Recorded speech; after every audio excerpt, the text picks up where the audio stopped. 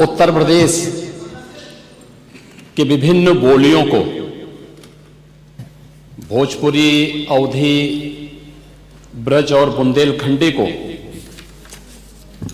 इस सदन में सम्मान मिल रहा है और हमारी सरकार तो इन सब के लिए एक एकेडमी का भी गठन, अलग अलग एकेडमी के गठन की कार्रवाई को भी आगे बढ़ा रही है। ये सभी हिंदी की उपभाषाएं हैं, यानी हिंदी की बेटियां हैं। भाषा की समृद्धि के आधार हैं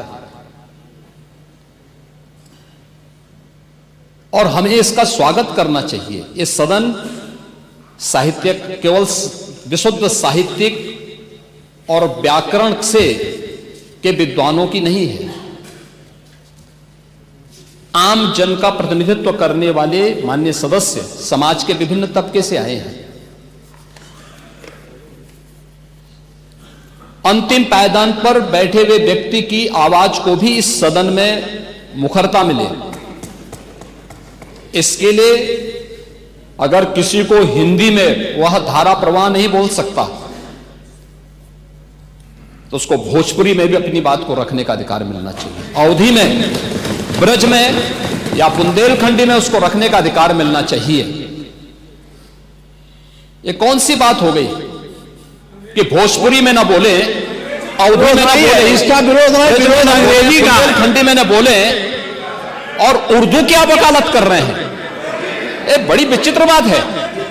आप मुझे बताइए, मैं इसीलिए कहता हूं कि आप समाजवादियों का चरित्र ही इतना दोहरा हो चुका है, इतना दोहरा हो चुका है कि अपने बच्चों को भेजेंगे इंग्लिश पब्लिक स्कूल में और दूसरों के बच्चों को बोलेंगे कि एक गांव के उस विद्यालय में पढ़े जहां संसाधन भी नहीं है।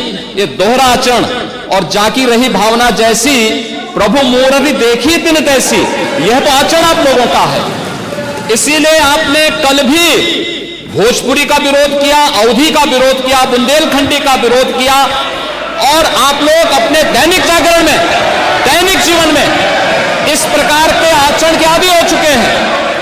और इसलिए अध्यक्ष जी, इसका अभिनंदन हम लोग करते हैं और इन बोलियों को सम्मान मिलना चाहिए। इनके संरक्षण के लिए ही हमारी सरकार भोजपुरी एकेडमी का गठन कर रही है, अवधी एकेडमी का गठन कर रही है संत तुलसीदास जी के नाम पर। इसी के आधार पर ब्रज भाषा इतनी समृद्ध भाषा है। सूरदास जी ने अपनी सभी रचनाएं उसी भाषा में दी हैं। संत तुलसीदास जी ने अपनी कालजयी रचना रामचरितमानस, जो इस सदन में ही नहीं, उत्तर भारत के अंदर और भारत से प्रवासी हुए जितने भी ऐसे लोग हैं जो मॉरिशस में या दुनिया के फिजी में या दुनिया के किसी देश में गए, उनके संकट काल में रामचरितमानस ही तुलसीदास जी का अवधी भाषा में रचा गया, रामचरितमानस ही उनका सहारा बना था। और आज जब उसको सम्मान मिल रहा है तो आप उसका विरोध कर रहे हैं। बड़ी विचित्र सी स्थिति है। आप हर अच्छे कार्य का समाज, आज के यही ढोंग है आप लोगों का, यही ढोंग है। हर अच्छे कार्य का आप विरोध करेंगे, हर अच्छे कार्य का आप विरोध करेंगे। हर अच्छा कार्य जो प्रदेश के हित में है, देश के हित में है, आप उसका विरोध करेंगे।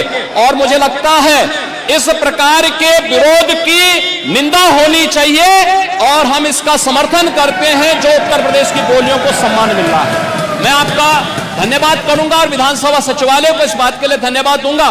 कल हम लोगों ने यहां पे इसका शुभारंभ किया, समाजवादी पार्टी ने उसका विरोध किया है और मुझे लगता है कि प्रोसीडिंग का हिस्सा होना चाहिए। इनको समाज के सामने एक्सपोज करना चाहिए। अपने बच्चों को ये लोग पढ़ाएंगे इंग्लिश स्कूलों में और दूसरे के बच्चे के लिए अगर वो सुविधा सरकार देना चाहती है, कहते नहीं उर्दू पढ़ाओ इसको, यानी उसको मौलवी बनाना चाहते हैं, कठपुल्ला पर की ओर इसको ले जाना चाहते हैं। ये नहीं चल सकता।